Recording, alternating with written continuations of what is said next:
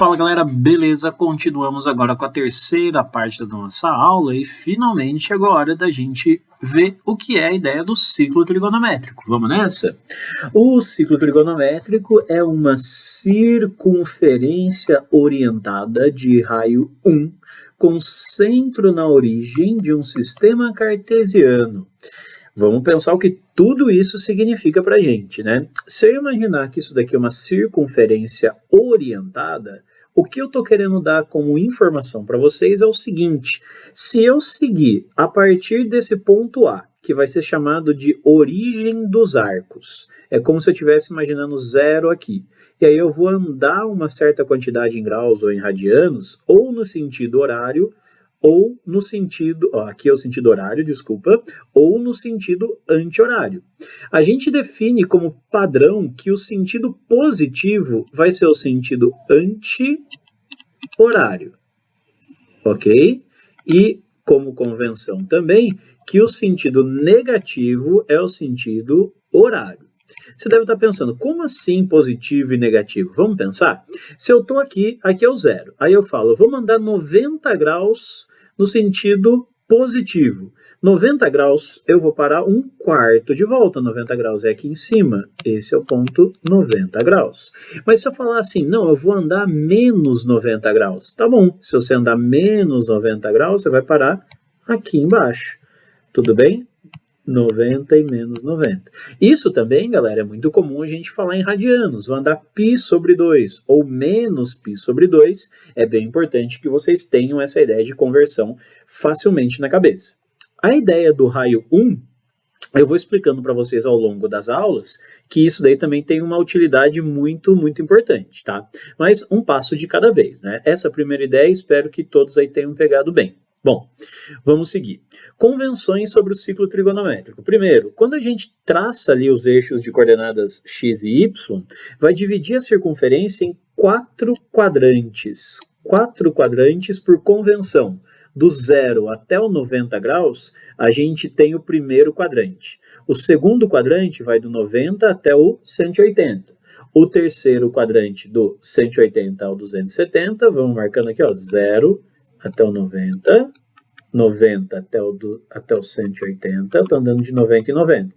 180 mais 90, eu tenho aqui o 270 graus, e eu fecho a volta no mesmo ponto que eu saí, que corresponde a esse ponto A, que além de ser o zero, também é o 360, tudo bem? Então, a ideia que a gente tem aqui é que vai estar sempre dividido o nosso ciclo trigonométrico em 4 quadrantes, beleza?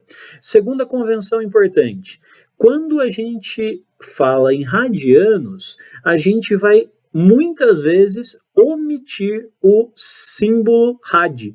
A bolinha do grau a gente sempre coloca, né? Só que se eu estiver falando aqui desse ângulo em radianos, eu posso colocar simplesmente zero.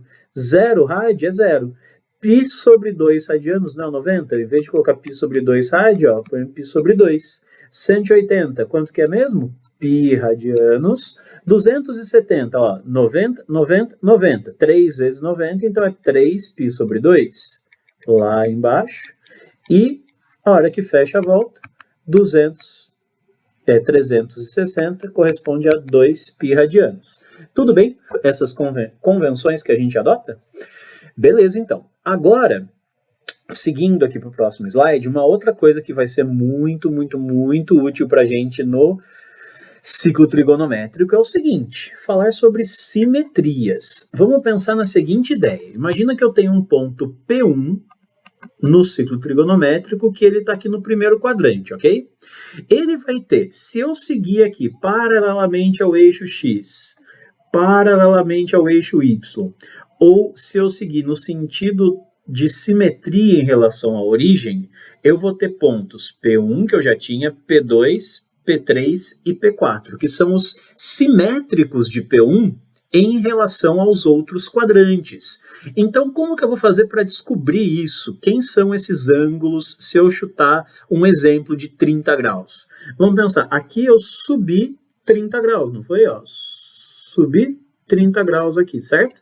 Agora, aqui se eu estava no 180, eu voltar a 30 graus, eu vou voltar para onde? Eu volto para o 150. E se eu estiver no 180 e eu avanço 30 graus, eu vou para o 210. E se eu estiver aqui no 360 e eu volto 30, o que acontece? Eu volto para o 330. Isso eu resumi aqui do lado para vocês, ó. A ideia é que o ponto no segundo quadrante, o simétrico, é 180 menos 30. No terceiro quadrante, 180 mais 30. E no quarto quadrante, 360 menos 30. É lógico que 30 é só um exemplo. Vamos ver, no caso geral, como é que funciona? Se eu tiver um ângulo alfa em graus, esse ângulo alfa em graus, o que eu posso fazer com ele é o seguinte. Eu posso imaginar esse ângulo no primeiro quadrante, no segundo vai ser 180 menos alfa, o correspondente, no terceiro 180 mais alfa e no quarto quadrante 360 menos alfa. É importante você perceber que essas simetrias têm que sempre ser feitas em relação ao eixo x para que funcione essa ideia do 180 e do 360, tudo bem? Se tiver em radianos, o que muda? Praticamente nada. Em vez de 180 agora é π e em vez de 360 é 2π. Beleza, gente? Bom, essa ideia de simetria vai ser bem importante para algumas coisas que vão vir pela frente, só que uma coisa que eu acho que vale muito a pena se você entender é o seguinte, eu coloquei aqui alguns ângulos notáveis, e eu vou escrever aqui na frente a conversão deles para radianos. Vamos começar com aquilo que a gente já tem? O 0 grau é côngruo, que a gente vai falar o 360, então aqui eu tenho 0 radianos, côngruo a 2π radianos. Tudo bem. 90 graus, a gente já falou, né? O π sobre 2 radianos. Ou 180 graus corresponde a π radianos, aqui é 3π sobre 2, e aqui fecha a volta no 2π, tudo bem? Agora, a gente vai pensar o seguinte, ó, o 30 graus, vou até mudar de cor aqui, ó, o 30 graus, a gente já falou sobre ele, o 30 a gente está dividindo 180 em 6 partes, não é? Então é o π sobre 6. Agora, eu vou comentar de dois jeitos. Um é um jeito usando mais uma lógica e proporção. Um outro jeito é usando um truquezinho que eu vou te ensinar para você entender. É assim, ó. Primeiro vamos pensar na lógica. 30 graus. 30, aqui 150 é vezes 5, então vai ser 5π sobre 6. Aqui 210. Quantas vezes 30 para dar 210? É 7, né? 7 vezes 3 não é 21? Pronto, 7π sobre 6 aqui. E o 330, não é 11 vezes o 30 para dar 330? Pronto, aí você vai lá e tem aqui 11π sobre 6. Tá, só que agora eu vou ensinar um outro jeito que é mais um macetezinho. Todo mundo já ouviu falar daquela musiquinha Escravos de Jó, né? Assim, escravos de Jó jogavam caxangá. Tira, põe, deixa ficar, guerreiros com... Bom, e aí vai a musiquinha, né? A gente vai fazer uma adaptação, gente, olha que legal. Vai ser assim, escravos de Jó jogavam caxangá.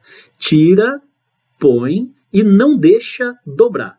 Então, assim, como assim, Ferdi? Não tô entendendo nada. Vai ser assim, ó. Todos os correspondentes do π sobre 6 vão ficar sobre 6. Correspondentes sobre 6... correspondentes sobre 6. Aí o segundo quadrante vai ser o quadrante do tira. O terceiro quadrante vai ser o do põe. E o quarto quadrante vai ser o não deixa dobrar. Olha só que legal. Então vai ser assim, ó. Tenho aqui π sobre 6, certo? Então vamos lá. Tira. Se eu tiro de 6, eu fico com 5. 5π sobre 6. Põe. Se eu tenho 6, eu ponho, eu vou colocar 1. Vai ficar quanto? 7π sobre 6.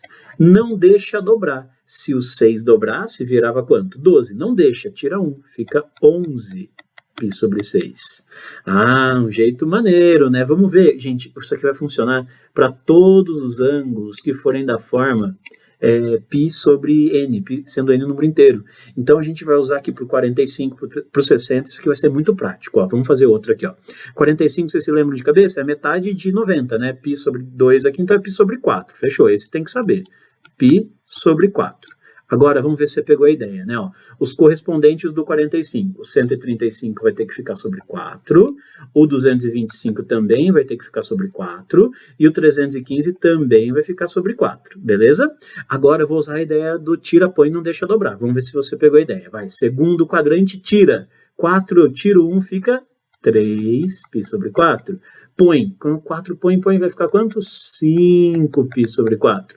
Não deixa dobrar. Se o 4 dobrasse, virava 8. Eu não deixo, 1 a menos fica 7π sobre 4. Ah, esse jeito tá muito legal, né? Vamos ver o último, ó. É macetezinho, né, gente? Macete é para ganhar tempo, aí pensando em vestibular. A lógica das proporções continua valendo, mas vamos lá. Ó, 60π sobre 3. Agora, todos os correspondentes do 60 também vão ficar sobre 3, não vão? Sobre 3, e aqui também sobre 3. Então, vamos lá. Tira, fica 2π sobre 3. Põe, fica 4π sobre 3. Não deixa dobrar. Se dobrasse, ficava 6. Não deixa, 1 a menos é 5π sobre 3. Então, essas conversões que estão aqui, elas são justamente aquelas que a gente viu no quadrinho azul na aula anterior, vocês se lembram? Então, aqui é só um jeito com um truquezinho para vocês memorizarem, bem útil para ciclo trigonométrico. Beleza, galera?